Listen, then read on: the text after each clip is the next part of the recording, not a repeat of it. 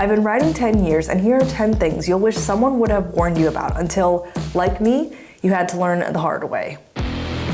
I like big bikes and I cannot lie. I've taken about $20,000 worth of riding courses. I'm gonna be training like a motor police officer. Like a combat motorcyclist. I am not afraid. The first thing nobody warns you about is that the fear never really goes away. It just changes. So say when you first start riding, you're terrified of dropping your bike, especially in front of people. Or maybe even more so alone because you don't know how to pick it up yet. The longer you ride, the more you push yourself, whether it's track, slow speed skills, or off-roading you do, or insane roads you do, or even just rough terrain, you'll realize dropping your bike is not a big deal. It happens a lot, especially for riders that really push themselves. The best riders, motor officers, BMW trophy participants, adventure riders, people who really push themselves, those are the ones who have dropped their bike a lot. If I hear someone say, I've never dropped my bike, then I know they have not done off-roading, not practiced very difficult slow speed drills, not ridden a loaded up bike across a gravel road or some potholes, or just in some uneven terrain. So eventually, that fear goes away, and it may be replaced with something new. Maybe if you start track riding, you're gonna be afraid of crashing. And then you do crash and find that low sliding on the track, you can often walk away from that in full gear. Ask me how I know. For me, since I started long distance riding, my biggest fear is what no amount of training or gear or watching YouTube videos and learning what to do can prepare you for it, because you should not be riding in it. And that is crosswinds through the US. That's something you just have to pull over for. I was riding down, crossing America, riding a straight line, and my bike was at an angle. Eventually I got a public service alert on my phone saying, do not drive, pull over. But these crosswinds can happen more so in the spring and summer around the center of the US, especially around Tornado Alley in that peninsula of Texas. And your family may be worried about you just crashing in general. My family was particularly worried about me riding the highways, but actually, statistically speaking, the most common places for accidents are at intersections in town. In the 10 years I've been riding, about 30,000 miles of that has been in long distance riding. Across the country 3 times, to Tail the Dragon, Sturgis multiple times, Key West. I've trained with motor officers, the tiny BMW trophy rider herself, plus done about 30,000 solo practice U-turns, literally, I've counted. Ridden and trained both on and off-road.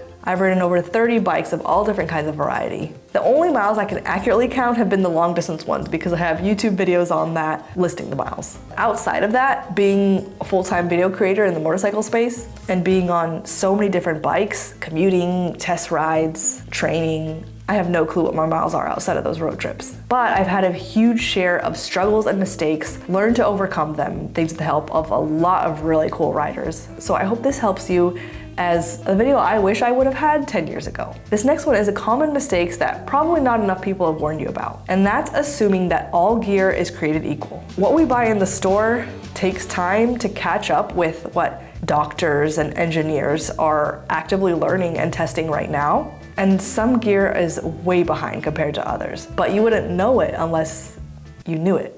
So after my wreck, I started obsessively deep diving into this. I'll be expanding on a whole series about this next year.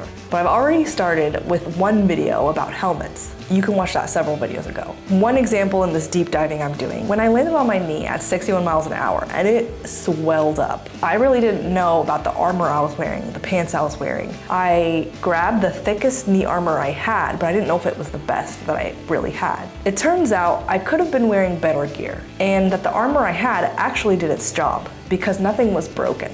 The injury I had is something that doctors and researchers are still studying, but it was not due to impact. My injury was actually friction-based. It's called skin shearing. So you ever hear how racers will sometimes wear silk under their leathers? That's why. It's to prevent friction on your skin. That sliding effect makes your skin slide and tear away from the tissue underneath, and a pool of blood and fluids just gather under it. Even though my knee was not broken, nothing in there was broken. I couldn't walk for weeks, if not months. My knee today is still a little swollen and bruised 7 months later. Now, when I asked my doctor and these researchers at Deakin University, this is what they believe. But you can't prove it, and it's something that still needs to be tested a lot. There's this website where you can see all different kinds of gear, armor, jackets, helmets, gloves, everything, and see how it ranks against others. If a specific helmet you're looking for, a specific jacket you're looking for isn't on there, it doesn't mean that it failed, it just means they haven't tested it. But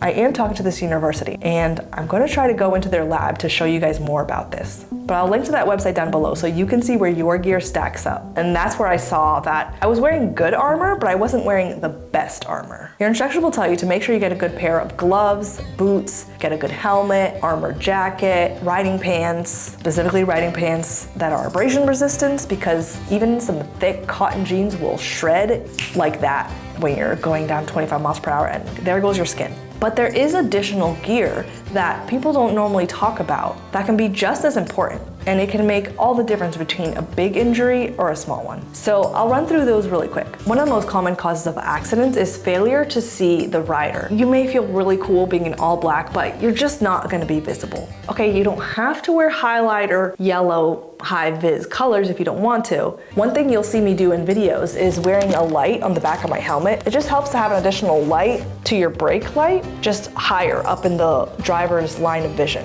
So this flashes when you're stopping and slowing down. I get asked about this more than anything from riders and drivers out and about all the time. It's got a mounting bracket so you can put this across multiple helmets. You can get it in white or black. I have a discount code for you for that one. I'm gonna link to it down below. And also some kind of comm system. Sometimes it can be distracting to look down on your handlebars at your phone for navigating if you just want to listen. The comm system is great for that. And also just to keep you more alert on the road. Music can help keep you from getting too sleepy, listening to an audiobook. That's what I did on my most recent road trip. On my most recent trip, I was using the Senna. What's really cool is you don't have to mess with buttons all the time. You can tell it what to do with voice commands. But it's very specific voice command. It's not like ChatGPT where you can tell it anything. Remember several videos ago when I interviewed my friend Becky, the video about the problem with our helmets. So Becky had a traumatic brain injury, and when she was in a crash, she was wearing glasses and a piece of glass got lodged in her skull. This is something that nobody warns you about, nobody's really talking about, and that's that your glasses or sunglasses can shatter in an accident. So just any regular glasses or sunglasses, you don't want to wear that while you're riding. You'll see me wearing these on my most recent road trip, and on my cross-country trip, you'll see me wearing these ones in black. So this specific brand fits so comfortably in your helmet. I can't tell you how many times I tried taking off my helmet with these still on because I forget that they're on. They're originally made for pilots to not break the seal in the headset. That's why they're so thin. And they found that it works great for motorcyclists too. They've got all different kinds of styles, and you can get it polarized or not, but you can get prescription as well. And my link below will get you 10% off. So shout out to Flying Eyes for that code for you all, because they're also sponsoring this video. Now this next one, you'll wish you knew sooner, and you wouldn't know how important it actually is until you do it yourself. All this gear we talked about, new gear will not fix bad habits. It's more important to upgrade your skills before you get the latest tech, not just for you, but also for your bike. Training days matter way more than getting more horsepower or a bike with higher CC. The majority of riders actually quit at year 2. I really believe this is why. It's because they plateau, they get bored, or it just gets more dangerous because they haven't learned how to make it safer, how to make it more risk-free, which really also makes it more fun. If you're spending your riding life on crutches all year, that's not as fun than if you could be spending your riding summer in the mountains, commuting, riding in the coffee shop. You may not know what you don't know. You may not know that there are skills you can learn for that tool you're buying. For instance, when I was first struggling on taller bikes, I bought a lowering kit for my Triumph Street RRR. So I lowered the bike with a tool because I didn't know that there are incredibly simple tricks to learn for handling taller bikes, that instead of spending $200 on the product and then more because I had my shop install it and have my bike out of commission for a couple days, instead, I could have just learned short rider tricks in one afternoon and had no issues. But I didn't know that. I put something together for those of you who struggle on that like me. More on that in a bit. The next thing that not enough people probably warned you about is that confidence and skill is earned, not bought in one class or read in a book or watched on a YouTube video. You have to put in the rounds yourself. Skill and confidence should go hand in hand, but our brains get in the way, so they're kind of separate. especially if you're an overthinker like me. Gathering knowledge of skills by watching the videos, reading books, going to class is not enough. And I'm a perfect example of experiencing that. For years, I took classes, but I didn't practice by myself. And so the things I learned, I couldn't do again, unless I had an instructor telling me right there. Motojistu described this as the 80-20 rule. The class is just 20% of what you need. When you get that information, watching that video, going to the class, you're 20% of the way there. 20% in school is still failing. 80% is you practicing, you doing those rounds, you going to the parking lot and doing that U-turn over and over and over again, or you going to the track day again, or you even just sitting and visualizing in your head where your body goes, all those body positions. Getting the confidence that you can do it is proving to yourself that you can do it. Some people don't need to prove to themselves. They can just watch the video and they're like, I know everything. I saw Doodles crash. I know I wouldn't have done that sitting here in the comfort of my toilet seat because I know exactly what I would have done. After my crash, I did as much learning as I could. What happened? Why it happened? How can I prevent it? I mean, I felt like a genius. I knew exactly what I should have done. It wasn't until I got back on the bike that I crashed on my most recent road trip, started hitting factors that were just like what I experienced in my crash. Let me tell you, I panicked. So I did what I remembered I learned from the instructors. I applied it. But it wasn't until doing that a few times over and over through the panic that the panic started to go away, because my head was like, see, you can do this. Now you know what to do. I had to repeat the skill in person multiple times for my confidence to match up. So just think, whatever you're afraid of, is there proof of someone else doing it successfully with no issue? I saw that tons of people on the same bike that I had crashed on had done plenty of riding all across the country with no issues. So I kept thinking, if they can do it, why can't I? What am I missing here? Are you scared of big bikes? Are you scared of dropping it, that you won't be able to lift it, that you won't be able to handle it? Well, look at Jocelyn Snow. She's 5'1.5". That half inch is very important. She told me to make sure I say that whenever I talk about her height. If that tiny woman can do the things she does on that huge BMW, then you can handle that big bike that you have at home. Just remember that that new bike or that new tech won't save you and won't make up for poor skills. But training, learning, and then practicing what you trained and learned can. This next thing that nobody really tells you, how over your riding life, your relationship with speed and the bike changes. Your first year of riding, you might want to see how fast you can go, which that is the worst time you should be seeing how fast you can go. For me, after a few years in, it was, how slow can I go? And I got really obsessed with slow speed skills practicing with motor officers. Actually, I'm still obsessed with that. I just haven't been able to because I can't lift my big bikes right now with my knee. 2026, I'm coming back for them. And then later in my riding life, it was, how far can I go? And then, how big can I handle them? So I didn't buy the biggest adventure bike to me, but I bought an adventure bike that was too big for me at first, my Tiger 900. And then I learned how to handle it, and then it got easy. And I did the same thing with the Harley Electric Glide. That thing was one of the biggest bikes I've ever seen. And I was very terrified of it when I first got it, but not anymore.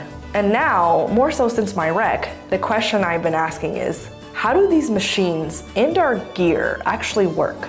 And what makes them safe or dangerous? That last one's new to me, so I'll be expanding on all that coming up in this next year. The thrill shifts from adrenaline to connection to endurance, and it can all be in a different order for you. Nobody really talks about how much your real personality is often the same with your riding personality. If you're impatient, maybe more reckless, that's the kind of rider you might be. You might want a Hayabusa. If you're a very calm, methodical person, very logical, you might be an adventure bike rider with all the gear all the time. You can kind of think about high school and riders. You see the same kind of type of people. The dorks of school are the adventure riders. The party rednecks are the Harley riders. The rich kid partiers are the track riders. This next thing is that you will outgrow bikes, and sometimes your bike outgrows you, but not in the way people usually talk about. People usually talk about it in terms of going from low CC to high CC bike. Although in some countries you're required to start off on low CC bikes and you can't get to a higher CC until you've ridden for a few years and tested again. It's a whole thing. What I'm talking about is how you and your preference may change When you first start looking for your first bike or even your next bike, overthinking that can happen. What CC, which bike, which type of bike, do I go cruiser or sport bike? It can be overwhelming. I went back and forth with that so much with my first bike. And at the end of the day, whatever your next bike is or your first bike is, it really doesn't matter that much. Because once you're on it, you're gonna do what you wanna do with it. And then once you realize how much you actually wanna do more of that one thing, you might get a bike more for it. And nobody warns you about how you don't really know your bike until something goes wrong. Another you don't know what you don't know scenario. When things go wrong, that's when people either learn or quit. So a stall, drops, a wobble, some other kind of mistake. When I was struggling on big and tall bikes, at one point I really thought maybe I'm just too small to ride motorcycles that are big enough for highways in the US anyways. Maybe riding just wasn't for me. And then Jerry Palladino saw my video talking about that. And he reached out and he told me he could train me on one of the biggest Harleys. And he was so confident that he could have me riding these big bikes by the end of the day. I was not as confident, but I tried it and been training with him ever since and have gotten more and more obsessed with riding big Harleys. And then, specifically about taller bikes, one of you told me about Jocelyn Snow. And I started binging videos about her. She has a YouTube channel with some short rider tricks, but I know how y'all feel. Sometimes the YouTube videos just, they're not enough. So I messaged her, told her what a fan I was, and her tricks helped me a lot with some other bikes. And she ended up offering to train me in person. And that's that first video y'all saw me do with her on her BMW.